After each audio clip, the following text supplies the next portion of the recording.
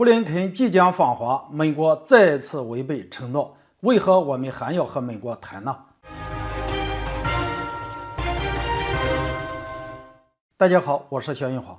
美国屡次阳奉阴违，为何我们还要坚持和美国谈呢？4个原因成为问题的关键。日前，美国国务院已经证实，布林肯将在接下来的几周内正式访华，这是中美巴厘岛会晤时中美双方敲定的议程。就在布林肯访华前夕，美国却在台湾问题上不断挑衅，严重违背了拜登对华做出的承诺。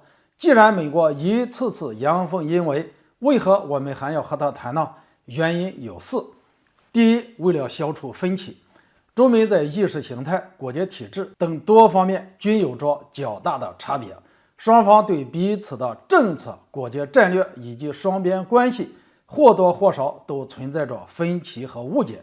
两国高层保持稳定的对话沟通，有助于消除误解，避免一些不必要的误判，所以对话沟通十分必要。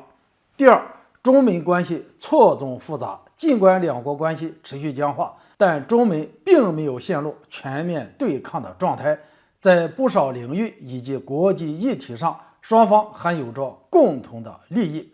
例如，中美关系虽然急转直下，但是彼此互为对方最重要的经济贸易合作伙伴。此外，在气候等国际议题上，中美也保持着密切的沟通合作。第三，我们的长期战略目标不是为了与美国对抗，而是为了谋求发展，以最终实现中华民族的伟大复兴。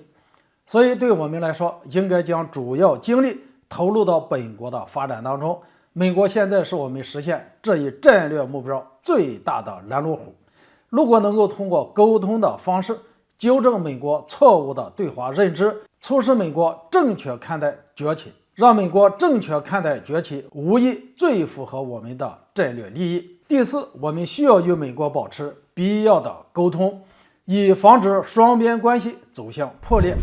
近些年来，美国为了维护自己的霸权地位，不断对华发起挑衅，甚至越过中方划定的红线，这就使得中美关系存在完全破裂的风险。中美两国都是政治、军事以及经济大国，两国之间如果陷入全面对抗，对两国乃至全世界来说都将是一场灾难。所以中美必须保持必要的沟通，以防止中美博弈走向失控，甚至引发直接的军事冲突。近日，中国外交部副部长谢锋在出席论坛时就再次强调，中美必须和平共处，而要实现这一点，就需要两国高层保持畅通的对话机制。总之，与美国保持必要的沟通，并非向美国示弱，而是符合我们的实际利益。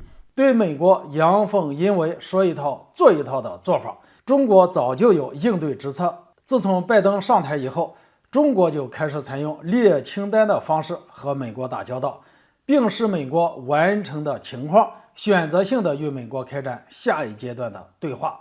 当前中美关系正处于十字路口，中美之间保持顺畅的沟通尤为重要。我们不能对美国抱有过多的幻想，但也不能一刀切完全断绝和美国的联系。好了，今天就说到这里，咱们下次见。